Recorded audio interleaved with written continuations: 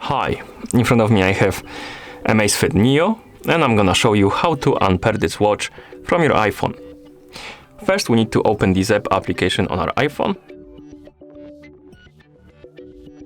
In the application, let's tap on the profile icon because you should see the home page. So let's tap on profile. Oh, my bad. Let's go back and tap on profile right here.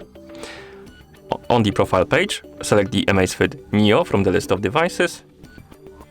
On this page, scroll down, tap on the Unpair button, then tap on Unpair button again, and then tap on the Unpair button once again to confirm. You should see this screen. Here, tap on Got it. The device will disappear from the list of devices, and also your watch will, basically the clock will go to the 000 and will say binding at the top. That means that the watch is unpaired from your phone.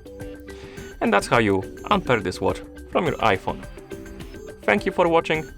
If you found this video helpful, please consider subscribing to our channel and leaving the like on the video.